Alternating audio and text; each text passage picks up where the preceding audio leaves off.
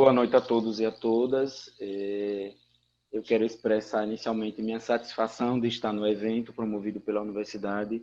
Acredito que é um momento importante para a universidade pública brasileira de afirmar a presença na produção de conhecimento neste momento que a gente tem de tantos falares das universidades públicas. Eu quero parabenizar os organizadores do evento, na pessoa do professor Lindivaldo, né, do Departamento de História da UFS, pelo convite. Quero expressar minha alegria de estar dando a minha contribuição nesse momento tão especial que é que a gente afirma as comemorações dos 200 anos de emancipação política de Sergipe.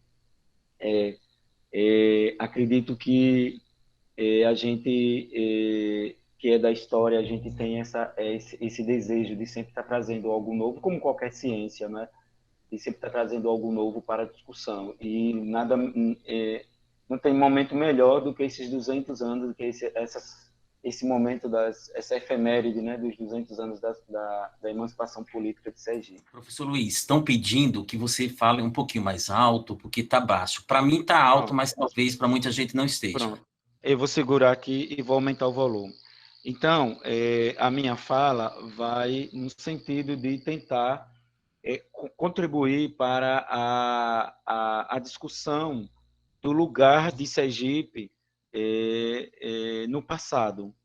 Que lugar Sergipe ocupou no contexto da colonização portuguesa e brasileira do nosso passado? Acredito que essa minha fala ela seja importante porque porque mexe um pouco com a nossa identidade, não é? A gente tem uma identidade uma construção discursiva muito ligada à Bahia, e o que a gente traz, o que eu trago, talvez mexa com essa construção discursiva, contribua para, digamos assim, ampliar os horizontes da discussão sobre a relação Sergipe-Bahia, Sergipe-Brasil e Sergipe no contexto da colonização portuguesa. Como o professor falou, eu sou formado em História, sempre trabalhei com documentos manuscritos, eu gosto do documento manuscrito, eu gosto do arquivo, da pesquisa do arquivo do documento manuscrito, fiz minha graduação com objeto do século XVIII, meu mestrado, final do XVIII, meu mestrado também na UFS, com objeto de pesquisa sobre a institucionalização da escola pública. Também trabalhei com documento manuscrito, não é? Tentando desvendar esse formato de escola pública que nós temos hoje, quando foi que começou, que chegou aqui em Sergipe no século XIX. E no doutorado eu comecei minha pesquisa com também documentos manuscritos que me encantam. Eu descobri o meu objeto, eu estou dizendo isso, que é importante porque tem muita gente que está no início do curso de História, eu vi aqui a presença, e tem muita gente que não é da área de História, é importante a gente dizer como é que a gente encontra um objeto de pesquisa. Bom, eu encontrei o meu objeto de pesquisa quando eu estava dando um curso de paleografia para os estudantes, eu fui professor substituto de museologia da Universidade Federal de Sergipe, né, em 2008, e eu estava trabalhando com uma disciplina que era educação em museus, e a gente estava discutindo memória, e aí entramos na discussão de alguns documentos que seriam importantes para a memória de Sergipe. Nesses documentos, a gente foi olhar, tinha os CDs do projeto Resgate, aquele projeto do Barão do Rio Branco, e que tinha os documentos do arquivo, a documentação avulsa que estava no Arquivo Nacional da Torre do Tombo. E eu fui apresentar esses documentos aos alunos. Nesses documentos, eu me encantei com o processo de seleção dos capitães mores, porque e comecei a me questionar como é que esses capitães mores, por que eles vinham para Sergipe? O que interessava em Sergipe para que eles pleiteassem o cargo de capitão mor? Esses documentos me fizeram levar à leitura mais acurada da historiografia brasileira e sergipana. Eu acredito que a minha fala é o lugar de Sergipe del Rei, no contexto da colonização portuguesa, ele contrasta com essa historiografia que a gente chama de tradicional, a brasileira, tanto a sergipana. Então, qual é o lugar que essa historiografia tradicional pinta, qual é o cenário que essa historiografia apresenta para Sergipe? A historiografia brasileira, e a gente tem os clássicos da economia, a gente tem os clássicos da política, trata a capitania de Sergipe como uma capitania menos importante, secundária. Claro que eles estão numa leitura econômica, política, e também não havia também uma pesquisa mais acurada para essa produção historiográfica. Não havia muito acesso aos arquivos brasileiros. A pós-graduação ainda estava se firmando no Brasil, década de 70 e 80, não estava no patamar que está hoje, e não tínhamos também um diálogo com a historiografia internacional. Então, os olhares eram para as capitanias ditas por eles principais, as mais importantes. E eles diziam que, no caso de Sergipe del Rei, seria uma capitania periférica, voltada para o mercado externo, uma vez que as demais, as outras, como Bahia, Pernambuco, Rio de Janeiro, tinham uma importância, um peso maior nessa historiografia para o mercado externo, não é? E, segundo ele, para a história, para a coroa portuguesa. Bom, essa é a visão da historiografia brasileira sobre Sergipe. E nós temos a historiografia sergipana, temos como o baluarte da historiografia sergipana, podemos dizer assim, o pai da historiografia, que é Feliz Belo Freire, que pintou um cenário para Sergipe, e esse cenário pintado por Feliz Belo Freire criou conformou os historiadores por quase, digamos, o século XX todo. E nós temos a professora também, Maria Tétis Nunes, que traz muitos dados sobre Sergipe, na ambição de fazer uma história total de Sergipe, traz muitas informações importantes para Sergipe, que complementa Feliz Belo Freire, mas eles dois eu considero como os dois grandes pilares da construção de um cenário para Sergipe. E qual é a carga discursiva do lugar que eles constroem para Sergipe? Tem um microfone, obrigado. Então, a capitania de Sergipe, a primeira ideia que a gente tem e que é comum na historiografia sergipana é uma capitania subalterna. A ideia de subalternidade, a ideia de que Sergipe era uma capitania pertencente à Bahia e que os baianos exploravam a todo custo, a todo momento, não é? Esta capitania.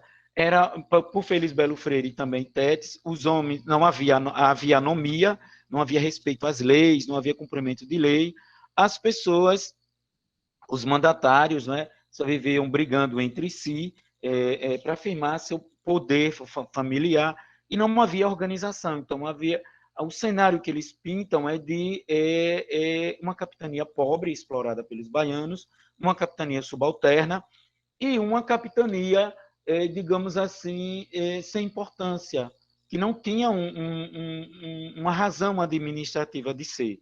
É importante a gente pontuar esses dois locais dessa historiografia.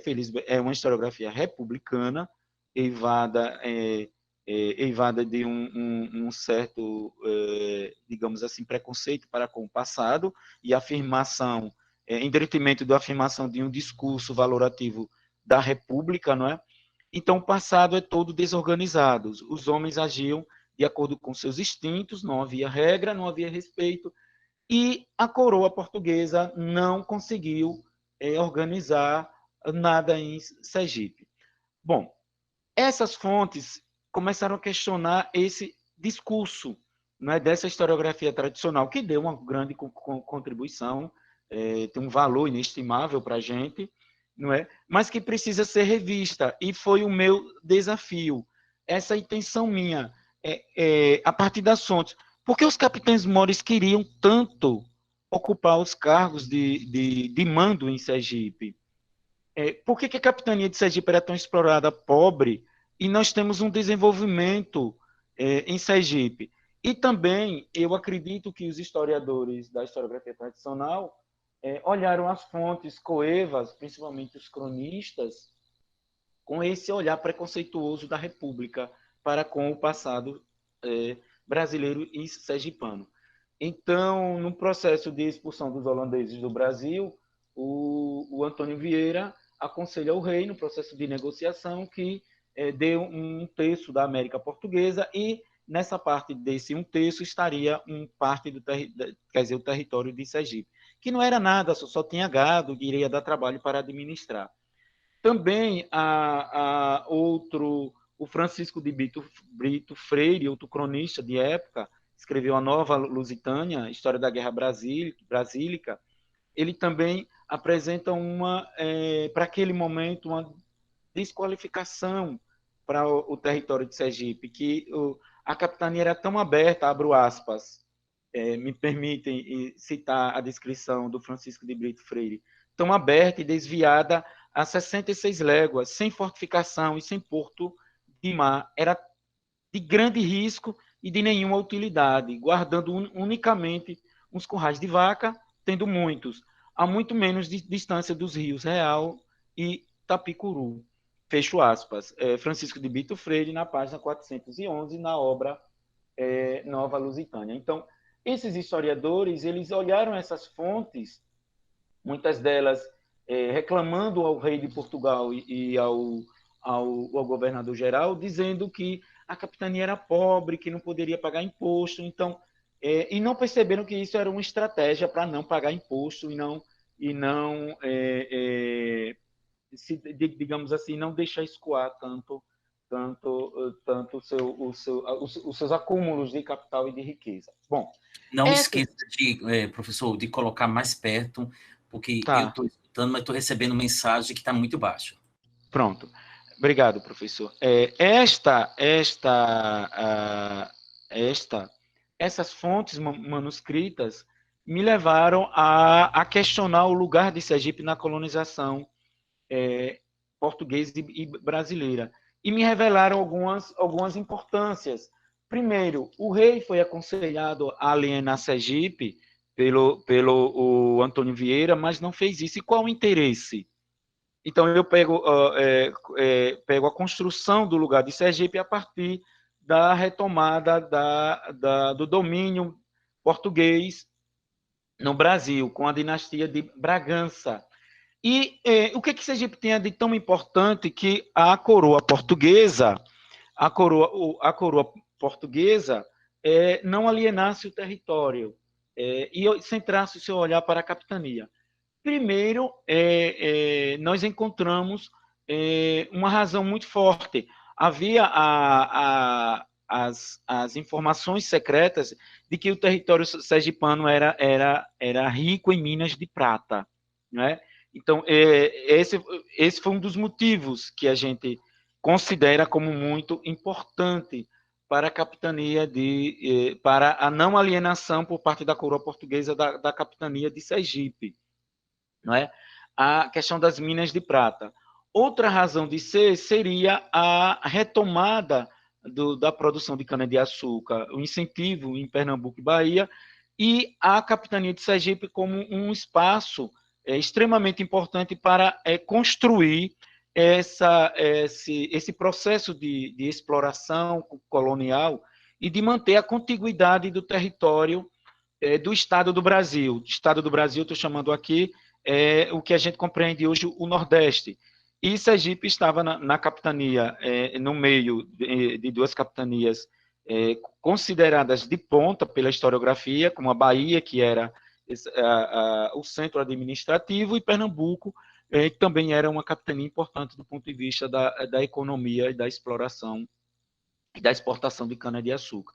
E Sergipe estava no meio. Então, havia por parte da coroa portuguesa um sentido de garantir a defesa do Estado do Brasil e que incluía o território de Sergipe. Então, a defesa das duas capitanias do território e do Estado do Brasil tinha como plano, elaborado pela coroa portuguesa, a não alienação de Sergipe e a inclusão nesse processo de retomada da, da, digamos assim, da colonização, pós-expulsão holandesa. Né? Neste período, o Sergipe estava arrasado, porque São Cristóvão tinha sido queimado, né? O gado, segundo a historiografia, tinha sido afugentado, e a coroa portuguesa resolveu, digamos assim, retomar, incluindo o Sergipe nesse processo. E a retomada de Sergipe, então, nós temos a retomada, a importância, a ressignificação de Sergipe no contexto dessa colonização, a partir de fatores políticos, não é? A partir de fatores econômicos, que eu falei, e militares, e também religioso, não é? Só que na questão religiosa a gente não focou e não deu muito aspecto por causa da limitação das fontes.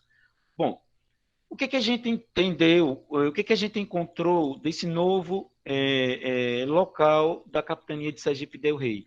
Essa não alienação da capitania de Sergipe por parte da coroa portuguesa nos trouxe uma novidade, a descoberta de que Sergipe era uma capitania, foi uma capitania real até 1763. Nós vibramos quando nós encontramos o regimento da capitania de Sergipe. Acho que um documento extremamente importante, fundador, não é, que traz uma carga discursiva muito forte para o local de Sergipe, porque contrasta com o que a historiografia apresenta como um território subalterno e pertencente à Bahia. Então, Sergipe como uma capitania real, não é? E neste momento, uma das ações políticas, até porque da coroa portuguesa, é a retomada das capitanias particulares, né, para o poder do rei, não é? As mãos da coroa. E nesse processo, Sergipe se inclui nessa retomada. Bom, então nós já temos agora essa importância, esse significado que a capitania de Sergipe teve para a dinastia de Bragança. Primeiro, o sonho, a esperança de encontrar minas de prata. Houve escavação, eu vou mostrar aqui em alguns documentos, não é, no território sergipano, e houve toda uma ação por parte da coroa para, digamos assim, interligar a capitania de Sergipe ao percurso das suas vizinhas, Pernambuco e Bahia. E o processo de reconstrução, podemos dizer assim, ou recolonização de Sergipe pós-invasão holandesa, começa com o quê? Com uma seleção criteriosa dos capitães-mores. A coroa portuguesa elabora um plano político, esse plano político tem como intenção elaborar uma seleção criteriosa de capitães-mores, não é? Tinha uma preocupação em manter, até início do século XVIII, a preocupação era a manutenção do território e a defesa do Estado do Brasil e, consequentemente, do Brasil, de uma possível invasão holandesa. Então, o que a gente percebeu foi uma flexibilidade ou adaptação, acomodações no critério de seleção dos capitães-mores. Então, os capitães-mores que apresentavam melhor habilidade para com a guerra, para com a arte da guerra, eram selecionados para Sergipe. E essa seleção contava com... então, quem eram esses capitães-mores? Por que eles vinham para Sergipe? Obviamente, por uma série de razões. A primeira era a crença de que poderia, dentro dos regimentos dos capitães-mores, que tinha a finta, não é? Enriquecer com a questão da prata, não é? Havia também, por parte da coroa portuguesa, uma rotatividade desses capitães-mores, eles eram selecionados para passar um período de 4 anos. Então, nós temos os capitães-mores que tinham experiências na África, até toda a segunda metade do século XVII, na retomada, todos os capitães mauristas selecionados, eles tinham algo que era importante e que precisava para este momento, do ponto de vista militar, que era a arte da guerra da guerra brasílica, o aprendizado dessa arte, que foi desenvolvida aqui no Brasil, foi para a África, voltou. Então, havia uma seleção criteriosa para escolher esses capitães mauristas, porque tinha uma questão de fundo, uma questão militar, né, de defesa do território.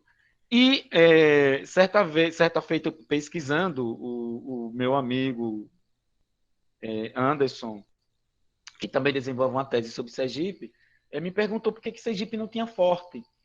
E essas indagações, interrogações, começaram a gente a perceber que o que a coroa pensou para Sergipe foi um modelo complementar, digamos assim, militar, incluindo Sergipe, cuja defesa se daria por terra. Vigília seria vigilância das barras do rio, dos rios, não é? Vigilância das fronteiras do mar, não é?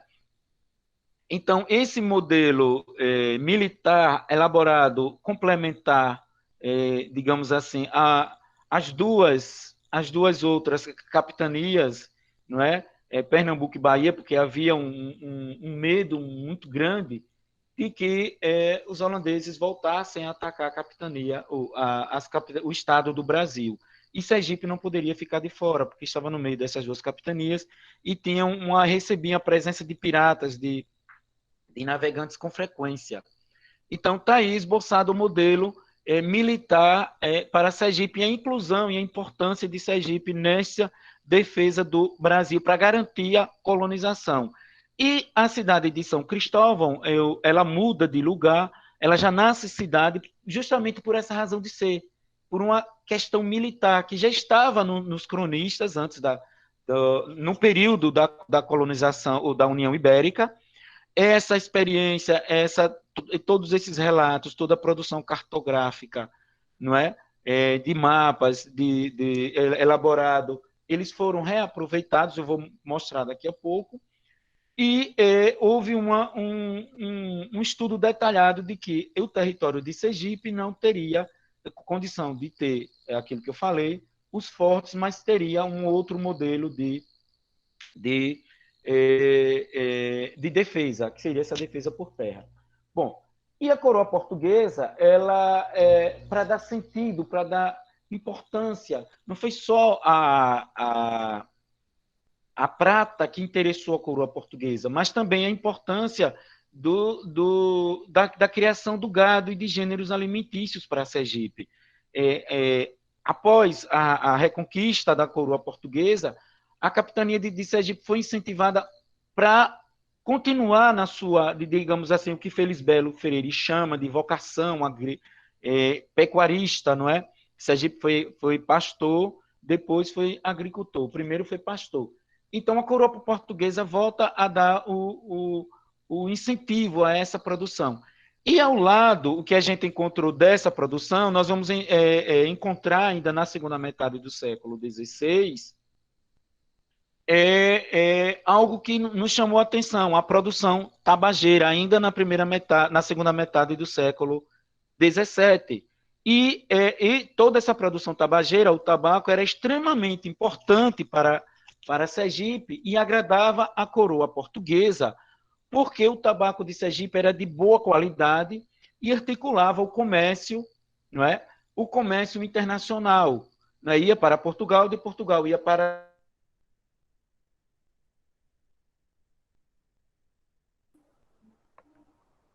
a Europa e outra parte ser relacionado, ser incluído no comércio de escravo. Então tem uma importância muito, muito grande, não é? Essa produção tabageira em Sergipe. Eu queria que vocês mostrassem agora no slide, as razões que eu apresentei. Além da produção tabageira, a coroa portuguesa vai se interessar vai incentivar a produção do que a historiografia tradicional sergipana e brasileira chamou de gênero de cultura de subsistência, que no nosso entender não foi uma cultura de subsistência, porque a farinha produzida em Sergipe era de boa qualidade, junto com a farinha produzida no Recôncavo Baiano, né? Houve um incentivo da coroa, e Sergipe também foi incluído, incentivado essa produção de farinha. Essa farinha de Sergipe e de outros gêneros alimentícios, se vocês puderem colocar o slide, viu? Maristela, só aí tabaco, você coloca a outra que o professor está pedindo. Isso. Então, e a farinha servia e gerava, junto com o tabaco e o gado, digamos assim, um acúmulo de capital interno na capitania. E desenvolvia, contribuiu para desenvolver a capitania e animar, como diz a documentação de época, a prosperidade da capitania. Essa farinha era vendida para Pernambuco, ela era articulada no mercado interno, que foi outra novidade que nós encontramos na documentação, a capitania de Sergipe se articulando com outras capitanias, inclusive com as capitanias do Sudeste. Sergipe repassava farinha para Santos, não é, para a questão neste momento da segunda metade do século XVII, para alimentar as tropas que defendiam, que estavam envolvidas na questão das guerras brasílicas, das guerras contra os bárbaros, desculpe, e alimentava também as tropas da Bahia. Então, há todo um desenvolvimento endógeno, interno, na capitania de Sergipe. Junto com a farinha, o tabaco, outros gêneros alimentícios, na minha tela não está o slide, não sei se vocês estão vendo. Aqui aparece o tabaco e a farinha. No tabaco tem dizendo, não tenha esse povo com quem sustentasse. É isso mesmo? Isso, então. Este um dos documentos que o governador-geral reclamando que o povo não queria produzir outros gêneros alimentícios, queria se dedicar ao tabaco, porque esse tabaco de Sergipe era extremamente valorizado no comércio transatlântico. Né? Ia para Portugal, era consumido na França, na Inglaterra, e muito elogiado pelo Conselho Histórico Ultramarino. Bom, e Sergipe também, a coroa portuguesa controlava, fiscalizava a partir dos capitães-mores, controlava os capitães-mores, não é? Todo momento desse primeiro estabelecimento, digamos assim, reorganização da capitania, um controle da coroa, para controlar, uma ação da coroa via governador-geral para controlar os capitães-mores e tirar da Câmara de São Cristóvão a interferência nos negócios, porque depois, no período da invasão holandesa, quem garantiu o sustento, a defesa, o mínimo de organização foi a Câmara, foram os camaristas da Câmara de São Cristóvão. E pós retomada, a coroa portuguesa, nesse processo de retomada, de afirmação do seu poder, vai retirar o poder, tentar diminuir, melhor dizendo, esse poder da Câmara de São Cristóvão e colocar no Capitão Mor. Então, nós vamos encontrar toda uma documentação do Capitão Mor brigando com a Câmara de São Cristóvão, a Câmara reclamando ao governador-geral e ao rei, e o governador-geral, os governadores gerais, não é? Pedindo que o Capitão Mor se apaziguasse com a Câmara, não é? Para que ocorresse uma harmonia e um bom desenvolvimento. E o tabaco está... Professor, enquanto o professor descansa só um pouquinho aí, as perguntas, elas devem ser feitas no chat, depois alguém lê, e aí o professor vai responder as perguntas. Também está circulando aí no chat uma lista de presença, eu peço a todos que cliquem, não saiam sem assinar. Então, professor, se quiser beber um copinho de água agora um instante, pode beber tranquilamente. Não, dá para levar, senão eu me perco na minha sequência. Então, em todo o século, segunda metade do século XVII, há todo um conflito interno que a historiografia tradicional não percebeu, que na verdade era o Capitão Mor brigando com a Câmara de Vereadores e a coroa portuguesa, através dos governadores gerais, tentando apaziguar e diminuir e estabelecer um controle, porque a capitania de Sergipe era uma das capitanias que conseguia. Veja, a historiografia diz que era uma capitania explorada pelos baianos, que era uma capitania pobre, mas a capitania de Sergipe, à luz dos funcionários me fugiu o termo, dos funcionários reais, não é? A capitania de Sergipe pagava o donativo real, né? Que era o donativo referente ao casamento da rainha da Inglaterra e o acordo que a coroa portuguesa fez com os Países Baixos, com a Holanda, para a manutenção da paz. E a capitania de Sergipe conseguia honrar os seus compromissos pagando, inclusive em tabaco, quando houve uma escassez de moeda, os conselheiros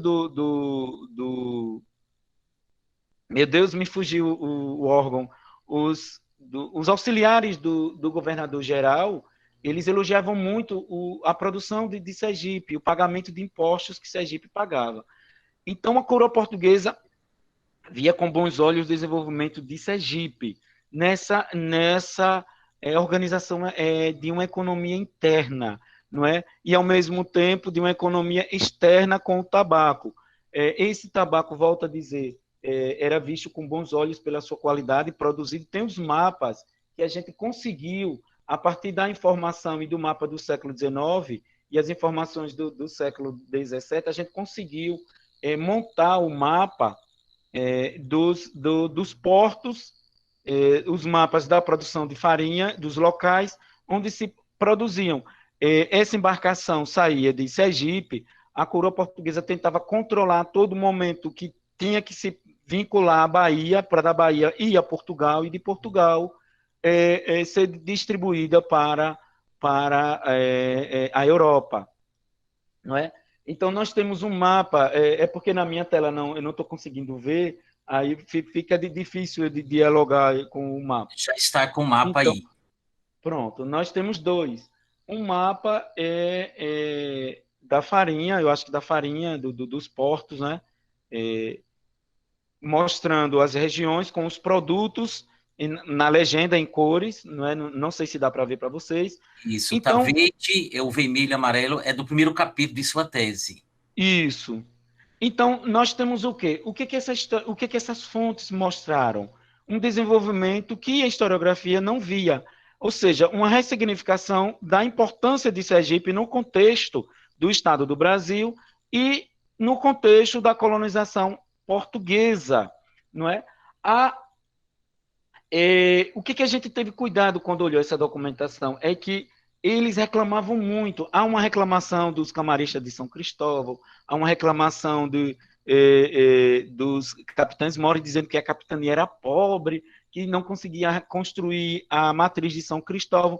Tudo isso para tentar diminuir a carga de imposto, não é, que a capitania era obrigada a pagar, não é?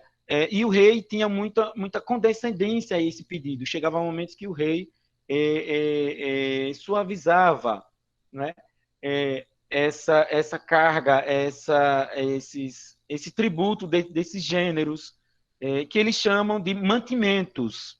Não é? Bom, do ponto de vista econômico, o que a gente vai encontrar? A gente vai encontrar um desenvolvimento interno, né, já nessa segunda metade do século XVII, e, para nossa surpresa, quando a gente chega no final do 17, início do 18, a gente encontra algo que a historiografia também não conseguiu enxergar, que é a produção da cana-de-açúcar. Não é? Tem uma descrição do Capitão Mó, de 1718, que ele faz uma descrição, está no início da minha tese, belíssima, sobre a capitania de Sergipe. Que ele diz que a capitania, se o senhor puder ler, professor, essa descrição do final do 18. Eu estou com o mapa, por favor, Maristela, volta a descrição, passar, o slide anterior, não é isso? Ele faz uma descrição. A farinha. Custódio de Rabelo. Não, é descrição de Sergipe. Demonstrativo De dos como esses produtos... exploradores de prata de Sergipe. Não é isso. Não, não, este não, este não. É antes do mapa ou depois do mapa? Depois, depois. Depois do mapa, Maristela. Isso, isso. Isso, tem aqui defesa. Cheguei a essa Não, depois, capitania depois. depois, depois. O lugar de Sergipe deu rei na colonização portuguesa e tem nome de pessoas, não é isso não? Não, não é isso não. É bem pro final. Se não tiver, não tem Não problema. É tem, uma descrição. não tem. Esta capitania não tem Então é no nenhum. início. Pronto. Então, o que a gente, dando continuidade ao que eu estava falando, a gente conseguiu encontrar com as fontes, as fontes portuguesas e as fontes do Arquivo Público da Bahia, que é de uma riqueza inenarrável, pouco pesquisada pelos historiadores sergipanos, não é? O Arquivo Público do Estado da Bahia pouco visitado, não é? E que nos apresenta um outro Sergipe, um outro cenário a partir dessas fontes, não é? E a defesa, eu acredito que eu tenha conseguido falar da importância desse lugar de Sergipe del Rei. Então, o que a gente encontrou? Para fazer uma recapitulação. O que a gente traz de novo desse novo lugar de Sergipe? Quando eu gosto de chamar lugar, porque lugar na geografia tem um significado muito bom e eu gosto disso, que é algo carinhoso, algo que dá uma importância, não é? Então, eu chamo de lugar importante para a gente, para nós, povo sergipano, importante para a coroa portuguesa naquele momento da colonização brasileira, no processo de colonização. Então, esse lugar que foi visto como pobre, desorganizado, há uma ressignificação, não é esse lugar que as fontes apontam. Então, nós temos, primeiro, um papel da coroa portuguesa em reorganizar a capitania, restabelecer as bases da colonização, não é? Articular essa capitania com o Estado do Brasil, do ponto Mais de vista perto, Fone. econômico, rearticular essa capitania de Sergipe do ponto de vista militar, do ponto de vista político e do ponto de vista econômico. Do ponto de vista econômico, não houve resultado das escavações que foram realizadas no território de Sergipe. Só a título de curiosidade, nessas escavações, eu estava assistindo a fala da professora Maria Manso, e o escavador que vem para cá é o mesmo que esteve envolvido no processo de escavações das minas em Minas Gerais. Então, ele é do Peru, ele é contratado, ele vem para Sergipe, há todo um projeto econômico, toda uma verba destinada para essa equipe, ele monta a equipe de escavação. As escavações são realizadas no território onde hoje é o município de Itabaiana e em Santa Luzia do Itanhi, não é? E em todo momento da segunda metade do 17 e início do 18, até 1750, nós vamos encontrar ainda denúncias de autoridades reclamando que tinham forasteiros tentando perscrutar o território, o solo de Sergipe à procura de minas de prata.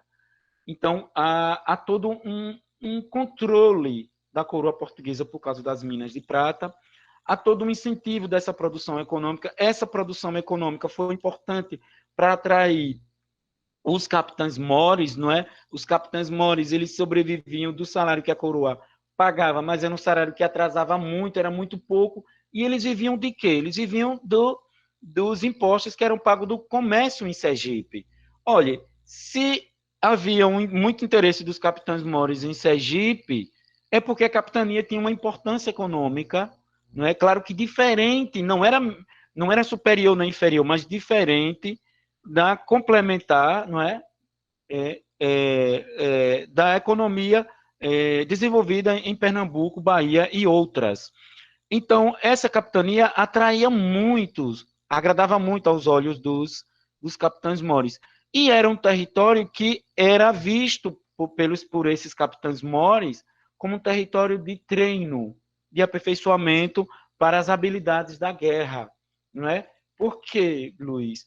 Porque o modelo de defesa de Sergipe era um modelo por terra, vigília, não é? Então, nós temos toda uma organização de ordenanças e o capitão Mó era quem, junto com o sargento Mó, treinava essas tropas, né?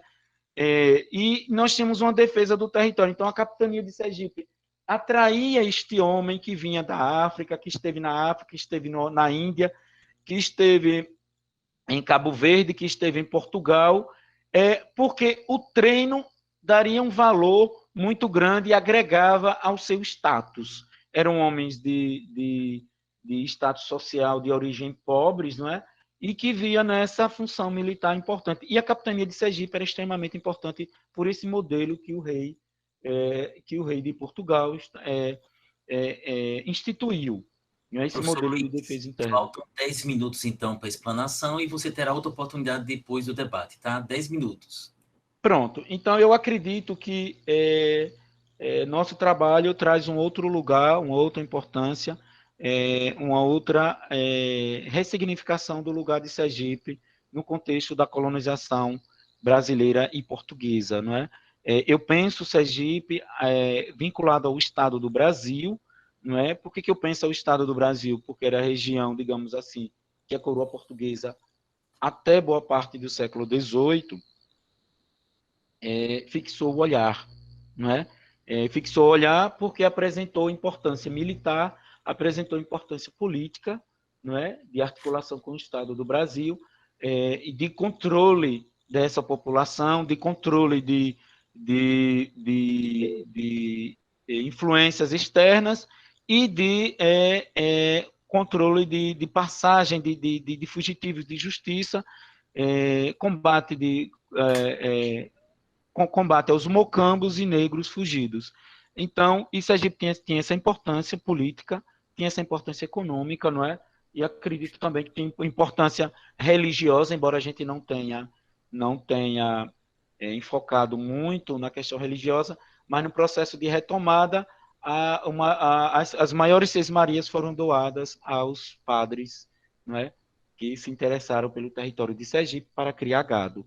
Eu vou terminar por aqui e vou esperar as perguntas que talvez a gente esclareça alguns detalhes que eu tenha esquecido. Professor, Pronto, muito obrigado. Peço a Maristela, então, que desligue aí os slides para a gente passar para a segunda etapa dessa nossa live.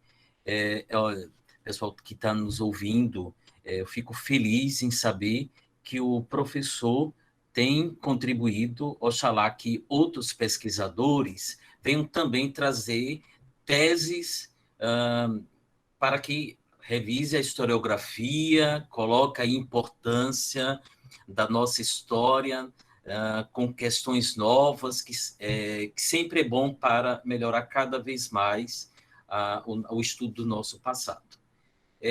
O professor, enquanto eu vou falar agora, a pessoa que foi responsável pelas perguntas vai se preparando, né? Então eu vou começar inicialmente o debate enquanto quem for captar aí, anotar as perguntas, tenha tempo, certo?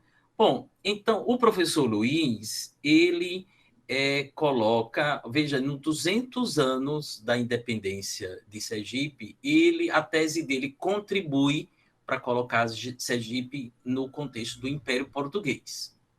Isso é importantíssimo.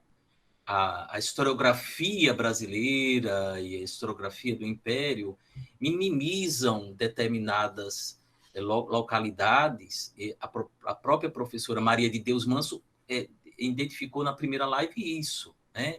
O quanto que fica do eixo Rio e São Paulo, e a historiografia sergipana, a produção não é conhecida. Então, o trabalho do professor Luiz está de louvor nesse ponto inicial de contribuir e mostrar a importância de Sergipe no contexto do Brasil, do Império Português, da América colonial. Veja que Maria começou inicialmente tocando nessas questões, né? Quando eu perguntei a Maria, olha, Sergipe é conquistado no período da União Ibérica, né? E Portugal está vivendo crise. Então, o que foi que ela falou? Ela falou mostrando que essas crises constantes, e aí o Luiz amarra a questão na medida em que está, olha, a descoberta de ouro é de vital importância. E quando o Luiz coloca também do ponto de estratégia de não ceder Sergipe para os holandeses.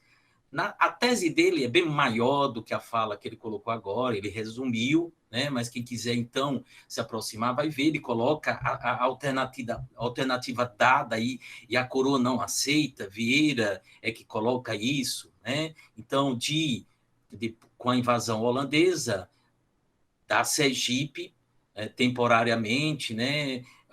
E aí a coroa portuguesa não aceita. A tese de Luiz, ele contempla isso. Por que que não aceita? Por que que Sergipe, então, não é cedido? Né? Porque há um ponto de estratégia importante aí, e Luiz coloca muito bem. Bom, então, essas questões que Luiz está colocando, né, em sala de aula, em História de Sergipe, eu sempre discuto com os alunos sobre o que é Sergipe depois da invasão dos holandeses. É uma pergunta sempre que a gente faz, o historiador Félix Belo Freire, ele coloca o lugar de Sergipe na questão da expulsão dos holandeses, né? Ele situa de que a insurreição pernambucana começou em Sergipe, ele tem um papel importante para colocar isso, mas como o Luiz colocou muito bem, ele é limitado dentro do século XIX, né? E ele coloca questões aí do ponto de vista para entender, né, na tese dele, o que é que acontece pós essa saída dos holandeses. Qual a alternativa? Ora, veja bem, a discussão que ele faz sobre o tabaco no primeiro capítulo, sobre o açúcar, é extremamente importante, né? Claro que ele, em determinado momento, ele acha que a historiografia não trata do açúcar desde o início do século XVI. Maria da Glória, mesmo enfatizando o final do século XVIII, que é a fase final do açúcar, Maria da Glória, no livro dela, e até em entrevista com ela reconhece que desde o início tinha açúcar. Felisberto Freire coloca. Agora, na tese do professor, aparece mais visivelmente isso, a importância do açúcar desde o século XVI. E a frase que o Felisberto Freire coloca, que o sergipano, antes de ser agricultor, foi pastor, é uma frase forçada, né? Claro, existiu açúcar, e ele reforça bem isso na tese. Veja, o que é interessante sobre isso, na tese dele, é o papel que vai cumprir esses capitães mores, né? Isso é muito interessante, porque o que ele vai trabalhar o tempo todo na sua tese é trazer essa novidade de estudar da importância desses sujeitos, e, em um certo sentido, o papel dele está de contribuir para entender que a capitania de Sergipe não é uma capitania subalterna, que muitas vezes um certo olhar tem. Claro que o Félix Belo Freire entende que não é subalterna, você tem lá, mas ele não se aprofunda sobre essas questões, né? Mas é dado a ideia que nós fomos capitania da Bahia e subalterna durante muito tempo. Ora, ele tocando nessas questões, ele alarga essa abordagem, isso é extremamente importante, essa abordagem que ele coloca. Eu só notei ausente, professor, o Pires Uine, a Lília Salomão, você trabalha com a dissertação dela sobre as Sesmarias, mas tem texto dela que ela trabalha Sergipe como dobradiça, né? Eu notei só a ausência de alguns textos no seu trabalho, né? Mas, de toda forma, a tese ela é grandiosa, no sentido de trazermos questões, atualizando questões que a historiografia tradicional coloca, né? E outras questões que ele conta, né? E está certíssimo em muitas questões que ele está colocando. E aí eu estou dando tempo para com quem vai apresentar as perguntas, faça isso. Eu gostaria de que o professor falasse algumas questões do que eu apontei agora e vou passar depois a palavra do professor para quem ficou responsável para fazer as perguntas. Pronto. A primeira coisa, professor, que eu quero pontuar é que a historiografia sergipana, que eu tenho um grande respeito tradicional, porque um ponto de partida importante, ela construiu, digamos assim, a historiografia tradicional e a sergipana, vou começar pela sergipana, uma relação de lugar de Sergipe a partir da Bahia, uma relação bionívoca, nessa relação de dependência. Não que Sergipe não tenha uma relação importante no seu passado, mesmo sendo uma capitania real, isso é extremamente importante. É sim, mas a historiografia não conseguiu ver Sergipe para além da Bahia. A professora Lília Salomão, ela pega Sergipe como uma dobradiça, mas ainda está nessa visão em relação à Bahia. E avança um pouco, eu conheço o texto da professora Lília Salomão, não é? Mas relaciona para Pernambuco, mas não aprofunda, não é?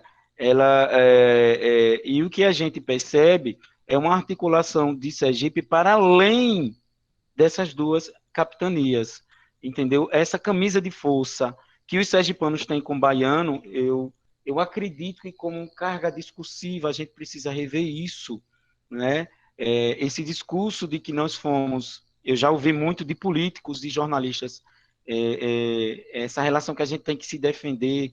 Eu vi uma certa feita de um político de que nós fomos o curral da Bahia. Eu não gosto desse discurso de inferioridade, não é? Isso a gente precisa rever isso. Acredito que a historiografia sergipana tentou rever essa questão de engrandecer o discurso de Sergipe, o local de Sergipe no cenário nacional na década de 70, a partir do FASC, quando tentou criar um lugar para Sergipe a partir da quarta cidade mais velha do Brasil, São Cristóvão, porque participou da Guerra Holandesa, teve isso, teve aquilo, mas não consegue avançar, não consegue dar, digamos assim, substância documental comprobatória. Isso é importante ter esse lugar nacional, eu louvo essa historiografia da década de 70 do FASC, não é? Esse novo discurso, mas que só ficou em São Cristóvão. E o que a gente tem é ainda uma historiografia que nos força a essa relação com a Bahia, dessa subalternidade, dessa inferioridade. Acredito que o trabalho da gente tenha dado uma contribuição para enlarguecer o lugar de Sergipe, por isso que eu falei, na colonização portuguesa e brasileira, para além dessas duas capitanias. Eu peguei o Estado do Brasil, quando eu falo em uma relação militar, não é de defesa, mas há uma articulação por parte da coroa, um objetivo, um interesse, um incentivo da coroa portuguesa em expandir a produção de Sergipe para além, para outros circuitos. E a gente tem isso, não é? Esse Sergipe que está relacionado, usando a palavra da professora Maria Manso, conectado com Portugal, com esse mercado internacional, não é? E nós temos Sergipe se comunicando com outras capitanias do Sul e Sudeste, vendendo farinha, vendendo outros mantimentos. E nós temos os capitães mores denúncias de que eles tentavam explorar esse mercado, né, cobrando a mais os impostos, as propinas que lhes eram digamos assim, autorizadas, né, eles abusavam, e a coroa portuguesa controlando esse capitão mor. Então, o que a gente traz é justamente essa ampliação que a Lília Salomão conseguiu fazer, mas só para a capitania de Pernambuco. Bahia além, a único além que ela consegue ir é Pernambuco. Sergipe como uma dobradiça. Essa versão de Sergipe como uma dobradiça ainda é uma historiografia eivada no preconceito, na ideia de pobreza, de exploração de uma capitania por outra e de uma, digamos assim, é porque eu não gosto eu acredito que cada escrito do seu tempo tem a sua importância e tem a sua carga ideológica, não é? E teórica, mas a Lília Salomão, nessa ideia de dobradiça, ela ainda tenta, ela não consegue sair ainda dessa ideia de periferia, de capitania, digamos assim, menos importante, não é? Porque Sergipe só estava relacionado às capitanias importantes, logo ele era menos importante. Eu penso que a gente precisa fugir dessa lógica, de só ver pela Bahia essa relação, né, de dependência e de força bionívoca, e também fugir dessa interpretação que só relaciona, que só consegue fugir para a capitania de Portugal. Então, é isso. Muito obrigado. Você tem razão, não resta dúvida de colocar essas questões, né? A Lília Salomão, nós fazemos crítica o tempo todo quando usamos em sala de aula. Eu só citei a Lília Salomão porque eu vi só mais a dissertação dela, eu não vi a discussão que você tratou, né? E é sempre bom valorizar a identidade sergipana, e aí todos nós sabemos que durante muito tempo as pessoas estão atribuindo um Sergipe quintal da Bahia, né? E colocar outras questões para pensar a história é de vital importância. Então, você entender a colonização não como uma razão de ser dos propósitos baianos, mas uma razão de ser do Império Português. Existia a Bahia para isso. Mas ainda eu concordo com a ideia de que não deixamos de inserir também o papel do recôncavo baiano, o papel de Garcia Dávila, o papel das famílias que vão morar no norte da Bahia, vão ter papel importante, né? Então, juntamente com essa ideia que você está colocando, e sua tese acrescenta algumas questões, né? Vão contribuir para pensar Sergipe como grande, como parte do Império Português, como parte da história do Brasil. Isso é de louvor, não resta dúvida, né? Agora, uma questão muito bom é o respeito que você tem pela historiografia. Todos nós, até você, passou pelo Felisbelo Freire. Todos nós passamos por Tétis Nunes. Esses dois aparecem, claro, não aparece Pires Uine, né? Mas você respeita todos e acrescenta a algumas questões importantes, certo? Vamos passar agora para Maristela, que é responsável pelas perguntas. E desde já, o professor está de parabéns. Vamos, Maristela.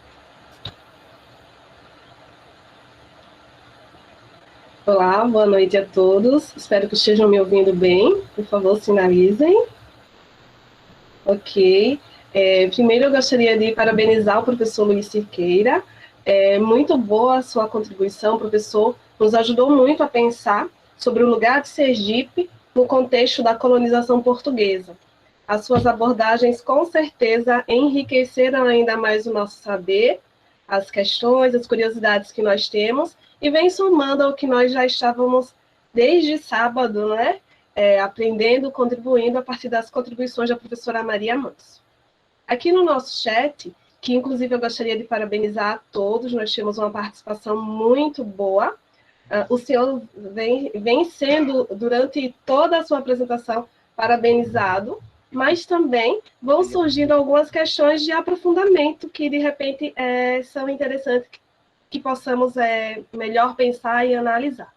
A primeira dela é da professora Maria Manso. Ela estava atenta à sua fala e trouxe, assim, como o senhor prefere? Faça perguntas individuais, que eu junte duas perguntas? Você faz o seguinte, você junta 3 e eu vou respondendo. Faz grupos de 3. Tá bom, então. Então, vamos lá. A primeira questão vem da professora Maria Manso, e ela questiona para onde eram enviados os produtos que eram exportados aqui, produzidos aqui em Sergipe, né? Apenas para Portugal ou a partir da Bahia eram enviados para diversas partes do Império Português? Existia aí alguma relação de conexão? Existiam conexões nesse contexto? Uma outra pergunta foi elaborada por João Freire, e ele pergunta se seria Sergipe a maior fonte abastecedora dos produtos primários do território baiano. E para finalizar esse bloco, nossa terceira pergunta é do professor Franklin Rolim, e ele pede para que o senhor explique melhor a ideia de cidade fortaleza. Enquanto o professor vai organizando as questões, se for o caso eu volto a repeti-las, vou pedir para que vocês que tenham ainda outros pontos que gostariam de destacar, vocês podem estar encaminhando aqui para o nosso chat que a gente vai acompanhando. Professor, fique à vontade, se for necessário também. Obrigado. Eu vou começar pela pergunta da professora Maria Mansa. A documentação que nós encontramos, nós percebemos, professora, não com muita profundidade, mas assim, havia embarcações, como a gente tem a barra de rios muito ruins, mas havia embarcações que tentavam fugir o controle. A proposta, quando houve a instalação do governo geral e a reconquista de Sergipe, é que toda a produção fosse para a Bahia e da Bahia fosse para Portugal. O circuito de Portugal redistribuiria com outros países. Mas nós encontramos documentação de embarcações que saíam de Sergipe já para o exterior. Provavelmente eles iam para Portugal. Nós não encontramos a relação direta de Sergipe com outro país, até porque era muito controlado, quer dizer, tentava-se, em tese, controlar. Mas, assim, o que nós encontramos de mais forte foi um controle, uma articulação do comércio para passar lá na Bahia, não é? Até porque para ter o controle, e da Bahia para Portugal. Quando saía para outras regiões, havia um controle, denúncia e fiscalização, até porque nosso modelo de defesa era um modelo de defesa por barra de rios e do mar, então eles conseguiam denunciar quando havia um certo desvio nessa rota de Bahia, Sergipe, Bahia, Portugal. Não sei se eu te perguntei, mas assim, é uma questão que precisa ainda ser muito investigada, não é? Esse comércio das barras de Sergipe. A documentação que a gente pegou, que a gente consultou, como toda documentação, ela tem seus limites e não deu para a gente aprofundar essas questões. E a outra, de João Freire, a maior fonte de abastecimento seria Sergipe a maior fonte?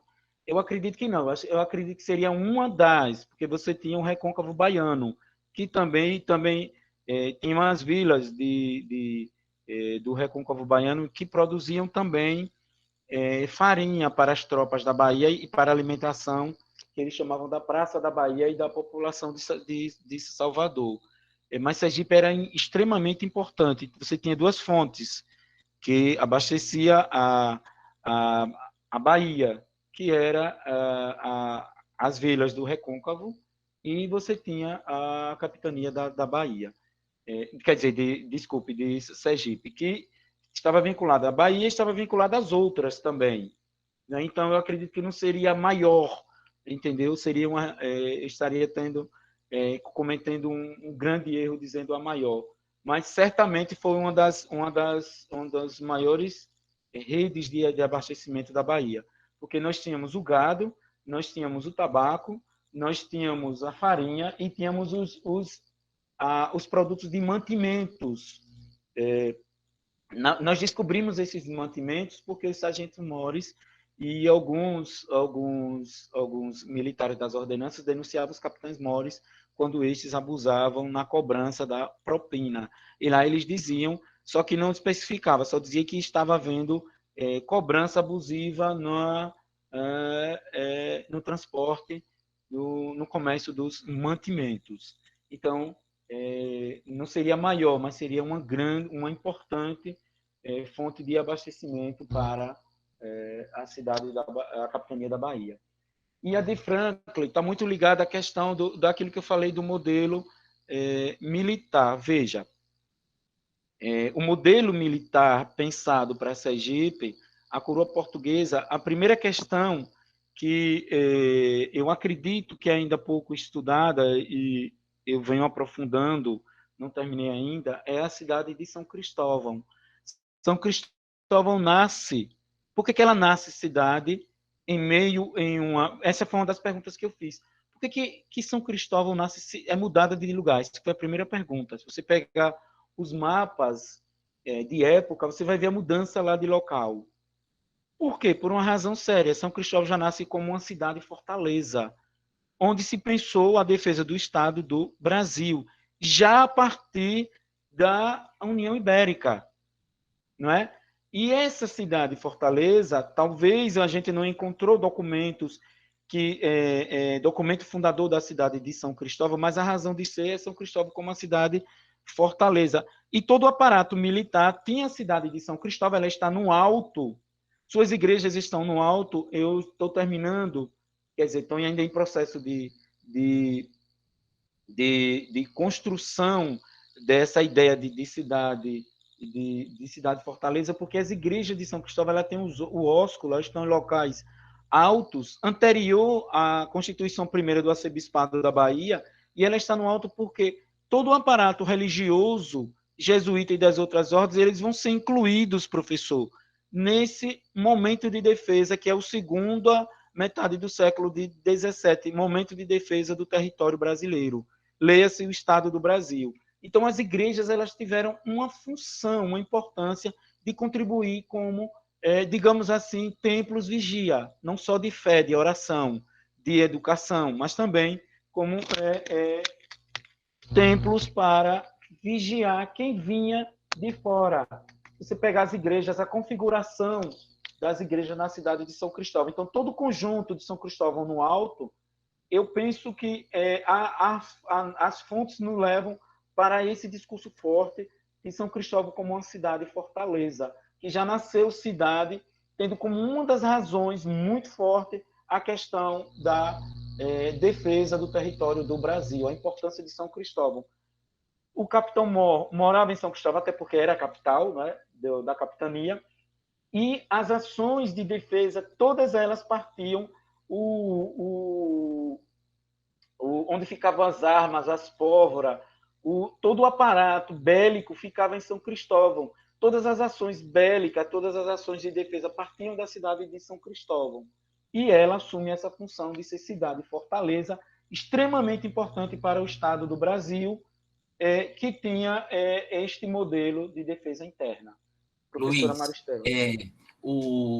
Tem um texto meu no livro Pulso de Clio que muito lhe ajuda a entender São Cristóvão como expansão da cristandade e também como defesa. Naquele livro, O Pulso de Clio, eu escrevo o primeiro capítulo é o meu. E a professora Verônica também trabalhou com a ideia de expansão da cristandade, e uma live dela vai fazer isso. A gente não pode entender só a espada, a defesa, mas também a expansão da fé. Então, uma contribuição que depois, se você está querendo estudar, pode ver. Mas, olha, uma pergunta que eu queria fazer para você era o papel dos capitães moros.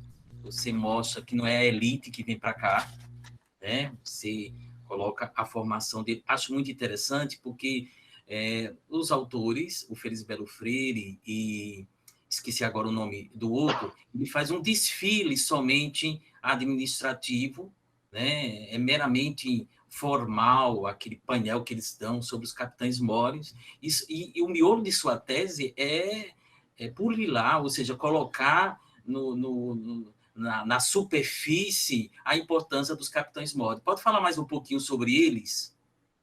Posso, professor. Então, veja, a historiografia coloca primeiro esses capitães móris como funcionários reais que não tinham propósito, que não tinham objetivo, e que viviam brigando entre si. Nas entrelinhas, a gente entende os capitães móris, quer dizer, a historiografia entende os capitães móris por causa da carga discursiva desse republicanismo, como uns sujeitos desorganizados, corruptos, né, e que não tinham propósitos administrativos. Na tese, a gente traz os capitães móris que tinham uma função fiscal, uma função militar, uma função administrativa, burocrática, não é? E uma função de controle econômico da capitania. Então, ele acumulava muitas funções. Esses capitães-mores, eles não é da primeira nobreza, como se chama, como a literatura, a historiografia portuguesa chama, não é? São sujeitos de origem simples, de origem pobres, não é? E que não se, ao contrário do que a historiografia mostrou, quando relaciona, tenta forçar os capitães-mores a um enraizamento na terra, não havia um enraizamento, havia todo um trânsito, ele tinha 4 anos para permanecer na capitania e desenvolver seu projeto, adquirir sua experiência e contribuir para a administração portuguesa, não é? Nas suas diversas funções, mas eles não se fixaram em Sergipe. E a historiografia sergipana tenta dar essa conotação, embora não consiga, mas tenta dar essa conotação. Esses 4 anos, a coroa portuguesa tinha uma estratégia política interessante, porque quando o capitão Mor conseguia estabelecer harmonia, combatendo mocambos e negros fugidos, combatendo fugitivos de justiça, combatendo os índios que viviam na fronteira, entendeu, que vinham da Bahia, fugindo de todas as guerras do estado do Brasil, do Nordeste, não só da Bahia, como de Pernambuco também, de onde hoje também é Alagoas, e de todo o território. Muitos capitães-mores permaneceram por mais de 4 anos, deles que há alguns que permaneceram 6 anos, 8 anos, administrando a capitania de Sergipe, porque garantia prosperidade para desenvolvimento econômico, social, né? Estabilidade em paz, estabilidade nos conflitos internos com a coroa, com a Câmara de São Cristóvão, e o rei deixava esses capitães-mores aqui permanecer muito tempo, extrapolar o tempo aqui na capitania de Sergipe. Então, esses capitães-mores, eles tinham uma transitoriedade, e nessa transitoriedade, eles deixaram contribuições importantes, uns combatendo índios, outros combatendo negros fugidos, outros controlando a justiça, outros controlando o tráfico, não é?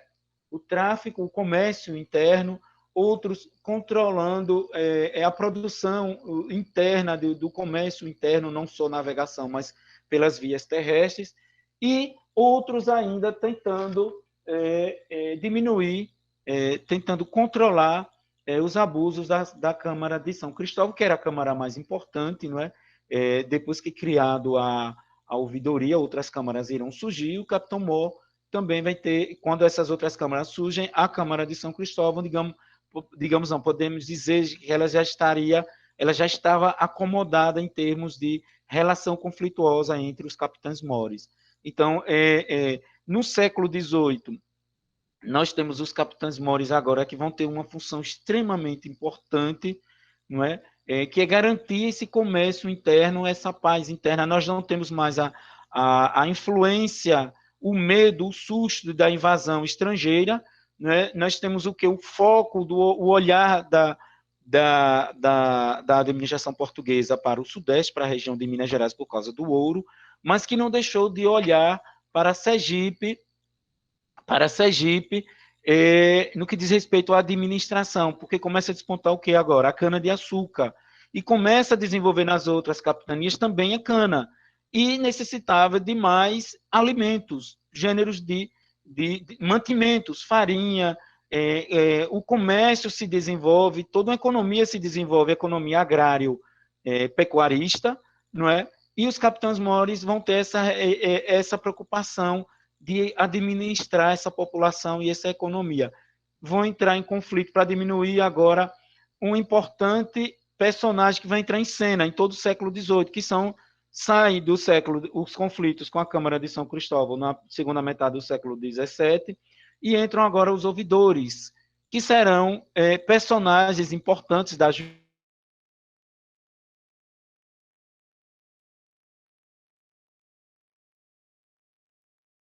justiça, que também vou ter interesse, riquezas com o comércio de Sergipe, com a importância econômica que Sergipe começa a ter também com a cana, há todo um desenvolvimento no século XVIII. Então, o que a documentação traz? O que nós trazemos na tese? Toda uma organização, uma preocupação da coroa em controlar, a partir do funcionário da Bahia Maior, me fugiu meu Deus, superior capitão Mó, o governador geral, os governadores gerais, não é? De controlar esses capitães mores e de garantir administração, estabilidade e desenvolvimento, o caminhar da trajetória da capitania de Sergipe. Então, a gente encontra esses capitães mores como... eu não expliquei qual era o peso do capitão mor. O capitão mor equivale hoje ao que é o governador do estado, só que ele tinha mais uma função militar, de defesa, não é? Mas tinha também a função, na primeira parte do 18, antes da ouvidoria fiscal, é a função de justiça. Depois, com a ouvidoria, essa função de justiça é diminuída e passada para o ouvidor, não é? Não sei se eu te respondi, professor. Não, respondeu sim. Eu fiz essa questão como eu conversei no início com você, que eu tinha lido os 2 capítulos, e hoje eu sentei a poupança aqui na cadeira e terminei de ler a tese sobre os capitães mores. E uma coisa, professor Luiz, eu sempre defendo em sala de aula e nos meus artigos, inclusive no livro do CESAD, que a historiografia minimiza o papel do Estado, né? Na medida em que a Lília Salomão coloca a lenta penetração, ela desconhece o papel do Estado de nenhuma capitania que sofreu uma devastação, né? Não foi por completo todo o gado devastado e tudo mais. Não resta dúvida que terra arrasada é uma expressão da historiografia muito problemática, mas, de fato, os holandeses aqui chegaram, incendiaram São Cristóvão, provocaram muita destruição. E o que fazer, então, com essa capitania depois da expulsão dos holandeses? Aí, Félix Belo Freire coloca, você agora retoma, a quantidade de mocambos. Tem muitos historiadores que já escreveram sobre os mocambos aqui em Sergipe. A grande quantidade de mocambos, a desordem, né, que existia, isso fez com que o Estado português está preocupado com novas invasões, né? Então, a invasão holandesa deixou uma marca muito forte, né, de perder uma capitania tão importante ligando Bahia e Pernambuco, né? Então, a ideia de minimizar o papel do Estado desconhece o que estava por detrás de vários interesses que são colocados. Na minha fala agora, eu quero só situar aquilo que o Félix Belo Freire e você retoma, que é a criação dos distritos militares, né?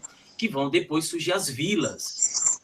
Vila de Santa Luzia, primeiro distrito militar você tem a Itabaiana, Lagarto, tantos outros que vão em Santo Amaro, Vila Nova, tudo isso. Veja, a preocupação com Vila Nova, né? Beirando ali o Rio São Francisco. E muito interessante na sua tese, na parte do primeiro capítulo, é a retomada das famílias para empreender, né, reivindicando, participou da batalha de expulsão, reivindicando direito de herança. Você colocou algumas questões interessantes que eu gostaria que você colocasse em evidência, porque eu acho que isso é muito importante. A retomada de Sergipe pela coroa portuguesa, as pessoas que... Muita gente fugiu no processo de invasão holandesa, né? E de incêndio da cidade de São Cristóvão, destruição dos currais, né? Afugentamento das criações. E quando eles retomam, nós vamos ter toda uma justificativa. Todo final do século XVII, segunda metade do XVII, há um discurso que não é só comum de Sergipe. Há um discurso em todo o estado do Brasil, daqueles que deram contribuições para a a expulsão dos holandeses, aqueles que tiveram participação. Então, você vai ter não só essas famílias, muitas famílias que já eram proprietárias, herdeiras das Seis Marias, mas é um grande discurso como justificativa à guerra holandesa. E muitos cargos burocráticos, como tabelião, como cargos das vilas, eu estou também completando a lista das pessoas que ocuparam cargos de vereador nas vilas, eles vão ter como justificativa a participação na guerra holandesa. Então, essa participação na guerra holandesa dava um discurso para negociar, para justificar ao rei determinada recompensa. Aquela teoria do dom, da recompensa. Eu fiz, eu mereço. E, com isso, eles foram retomando e dando, digamos assim, se estabelecendo no processo de colonização. Sobre o processo dos distritos militares e o surgimento de vilas, nós encontramos, eu acredito que as vilas, elas têm uma relação muito forte com os distritos militares, entendeu? E até porque as ordenanças, elas são criadas antes das vilas. Muitos grupos, eu acredito que tem a ver com o processo de distribuição de Seis Marias, não é? E a fixação de juntamento de pessoas, e que teve como condição esse agrupamento de pessoas, por ser ponto de ligação e local de defesa de fronteira terrestre, o surgimento da vila. Nós trazemos essa relação de que o processo de distribuição e de organização das ordenanças, não é, dos distritos militares, eles têm como a razão de ser esses locais, esse ajuntamento de pessoas, não é? Provavelmente de comércio a gente não teve condição de encontrar documento das câmaras, de estabelecimento dessas câmaras, no final daquelas câmaras que se criam depois da ouvidoria, não é? As novas câmaras, a gente não encontra atas dessas câmaras. A gente encontra alguma comunicação, não é? Entre o capitão-mor, entre o ouvidor, entre pouquíssimas pessoas que estão pedindo titulação nobiliárquica, não é? Que moram nessas câmaras, moram nessas vilas, nessas pequenas vilas. Mas eu acredito que essas vilas, elas tinham uma relação muito forte com esses distritos militares e essas ordenanças. Sobre os distritos militares, eles não são fixos, nós vamos ver uma ampliação no decorrer de década a década. À medida que se aumenta a população, se aumenta o fluxo de atividades comerciais, aumenta a produção econômica, nós temos um aumento do número de ordenanças. Provavelmente havia um fluxo de pessoas, não é? De pessoas fugitivas de justiça, que Sergipe estava no meio de duas capitanias, e nós encontramos documentação de índios que invadiam essas vilas, essas plantações, não é? Porque passavam fome mesmo, né? A procura de farinha, de muitos produtos, e que vinham corrido de outras capitanias. Então, nós temos todo... Oi? Maristela. Sim, professor, posso. Olha só, primeiro aqui, professor Luiz, dizer que foi quase uma unanimidade, né? Todos parabenizando pela sua fala, tá? A professora Maria Manso, ela se diz satisfeita pela resposta que você enviou, e que inclusive já leu seu trabalho, então, que considerou inclusive um bom trabalho, mas é interessante que a gente possa perceber que esse momento de fala, ele está sendo transmitido para um público muito diversificado. Nós temos alunos aqui do curso de História presencial, do curso de História à distância, nós temos alunos, recém-formados, mas também temos pessoas que já têm um conhecimento de causa, né, bem interessante, que aqui a gente pode saudar a professora Verônica, a professora Maria Manso. Aproveito também, mando lembranças aqui a 5 professores do curso de Geografia, História, estou acompanhando aqui todos. Seria até injusto falar na diversidade de público que a gente atende, e o mais interessante é que na sua fala o senhor consegue abarcar toda essa diversidade. Então, isso é muito bacana, muito interessante, e a gente agradece. Obrigado. Aqui, ainda como elemento de questão, nós temos uma pergunta de Orlando.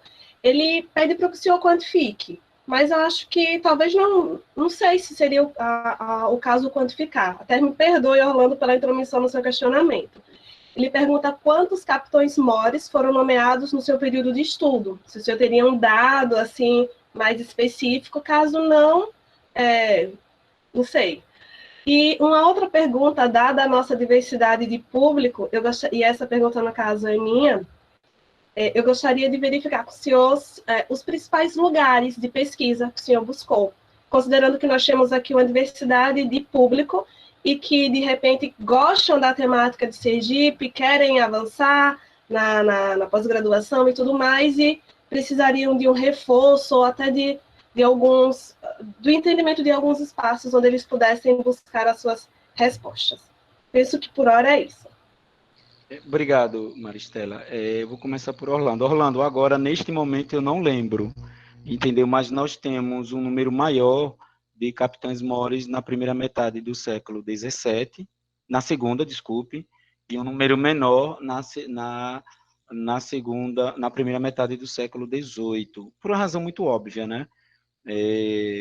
O século XVII é um período maior, um período mais preocupante, e logo no início nós tivemos uma rotatividade, logo no início da segunda metade do 17. Nós tivemos uma rotatividade muito maior de capitães mores, por causa do conflito com a Câmara de São Cristóvão, por causa de corrupção, conflito mesmo. E, inclusive, teve um capitão-mor que foi excomungado pela igreja. Ele invadiu a Câmara de São Cristóvão, que foi o Pestana de Brito, Manuel Pestana de Brito. Eu me encantei, eu me deleitei, foi um deleite para mim pesquisar esse capitão-mor, porque ele invade a Câmara de São Cristóvão, ele não aceita o poderio, a interferência da Câmara de São Cristóvão, e prende um padre, né, que fazia parte da Câmara de São Cristóvão, tinha uma vinculação muito forte com os vereadores, e a situação dele não ficou boa, chegou ao Deão da Bahia, não é? E a Igreja Católica o excomunga e pede que a excomunhão dele seja colocado na porta da cidade da matriz de São Cristóvão, que há de aquele que arrancar a excomunhão escrita, que até a terceira geração seja queimada na corte celestial por todos os demônios dos infernos que existirem. Eu fiquei encantado. Depois ele vai dirigir um jornal no Império, logo no iniciozinho do Império, e vai duelar com... Não é esse mesmo não, professor. Esse Pestana de Brito é de 1650 a 60. Isso que você estava falando no final, século não, e que, para mim, eu tentei procurar em documentos portugueses, na documentação que eu tinha disponível do Arquivo da Torre do Tombo e do Arquivo da Bahia, ele é expulso, ele é destituído do cargo, ele some do Brasil, não aparece em nenhuma capitania, em nenhum outro cargo, nem em Portugal, ele some da documentação. Eu não sei se ele conseguiu o perdão da igreja, ou o perdão do rei, né? Da igreja provavelmente não, né? Mas do rei. Mas nós temos, sabe, Orlando, uma rotatividade muito grande neste primeiro momento, nessa segunda metade do século XVII. Na segunda metade do século XVIII, na primeira metade do XVIII, de 1701 a 1745 e 3, que eu acho que é o período que eu pesquiso, nós temos uma estabilidade, nós não temos muitos conflitos desta natureza, desobediência, como tivemos com o Pestana de Brito. E é engraçado que a gente estuda a historiografia brasileira e a gente só vê contestação do poder real, do poder da igreja, em outras partes do Brasil. E eu ainda quero escrever, eu ainda quero destacar o Pestana de Brito e como um artigo mesmo, como um dos movimentos nativistas que contesta a autoridade do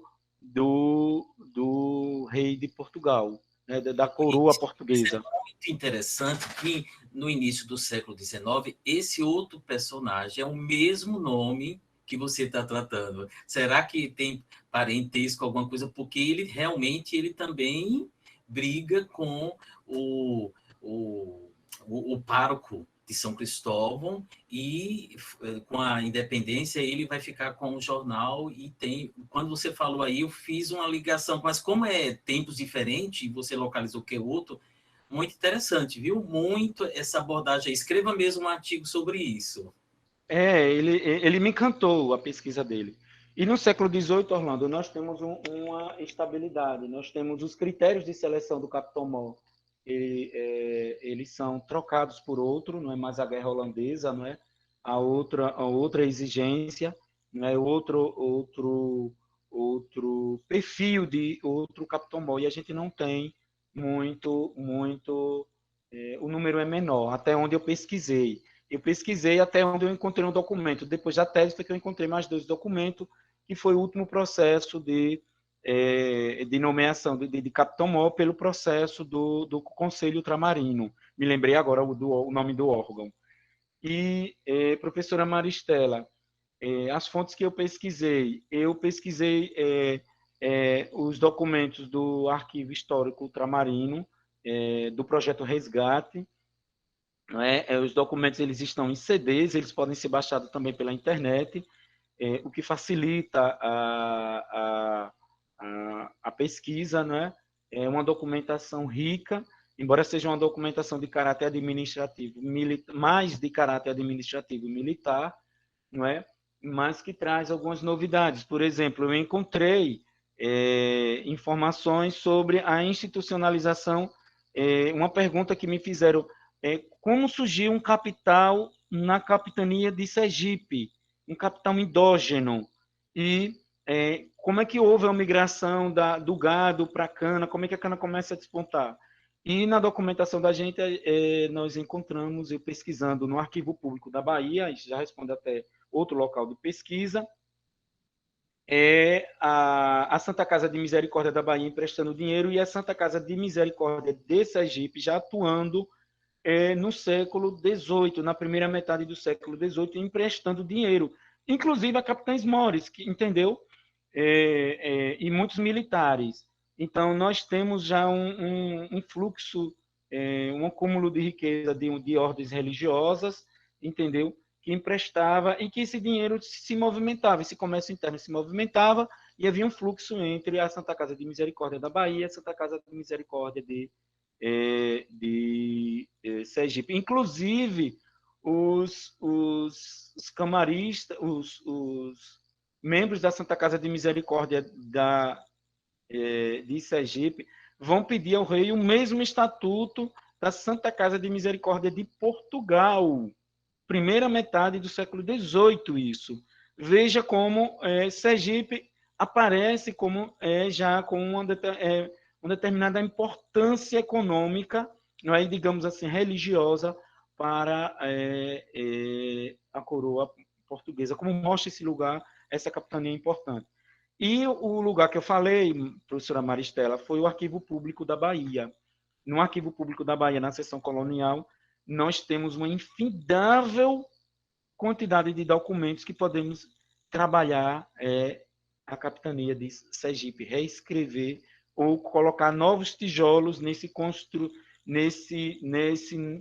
novo, digamos assim, nesse novo cenário, nessa nova casa, nesse novo espaço que nós estamos construindo, colocar novos tijolos, chamado Sergipe. Foi o Arquivo Público da Bahia. Como eu fazia a tese lá, eu viajava, fiz os créditos, e quando terminei os créditos, eu passava 2 dias lá, pesquisava e voltava, fotografava a documentação na seção colonial. Lá no Arquivo da Bahia, eu conheci muita gente boa, muitos amigos, inclusive de professores que, no doutorado, lá na UFBA, nunca falei com ele, nem ele nunca me viu, e que mandou um e-mail porque minha orientadora e professores que eu fiz disciplina disseram a ele que eu estava pesquisando Bahia ou Sergipe, e eles encontraram um documento e mandaram referência para mim por e-mail. Eu fiquei muito feliz por querem, digamos assim, essa rede de solidariedade, pelo menos eu não percebo. É muita aderência Sergipe. Eu recebi muita ajuda de pessoas que pesquisavam lá, de amigos de disciplina de mestrado. E olha, eu estava pesquisando índio e encontrei esse documento. E eu tenho um acervo de documento que a minha tese, eu tenho material para a vida toda. Tomara que Deus me dê vida e condição para eu escrever muita coisa sobre o Sergipe colonial, que é um período maravilhoso de se pesquisar. Que bom. Bom, Maristela, tem alguma pergunta a mais? Porque nós estamos já ultrapassando o horário. Não? não, professor, somente isso mesmo. E só para finalizar, tive algumas contribuições aqui, mas eu vou destacar a de José Almeida Bispo, que parabeniza o professor pela lucidez e pela fidelidade às fontes primárias. E ele traz uma contribuição dizendo que Peixana de Brito foi condenado por ter apontado como chefe da rebelião dos Curralheiros em 1656. Bom, Que é com isso... a live do José Bispo, ele vai falar. Ele vai falar Isso. sobre o tema aqui no nosso evento. Que bacana. E só para finalizar aqui, professor, gostaria de convidar todos para que voltem a participar. A nossa próxima live será dia 15, não vai ser sequencial. A gente tem uma programação completa que vai até o mês de dezembro, mas o nosso próximo encontro será dia 15 de agosto, às 19 horas, e vocês devem se inscrever pelo SIGA-A, e principalmente para aqueles que estão cursando, que precisam de créditos, enfim, receberem também os certificados. Quem ainda não assinou a lista de presença, faça. Professor, senhor. Muito obrigado. Luísa, quer dizer alguma coisa? Eu quero finalizar agradecendo o espaço que a Universidade Federal de Sergipe me deu para esse encontro, essa singela contribuição nesse momento de comemoração dos 200 anos da emancipação política de Sergipe, dizer que me sinto muito feliz por dar essa pequena contribuição. A minha intenção nesta minha fala de hoje foi provocar mesmo, trazendo dados novos, não é? Para a historiografia sergipana, provocar quem tem interesse em fazer pesquisa. Eu agradeço muito esse espaço, em nome do professor Lindivaldo, do Departamento de História.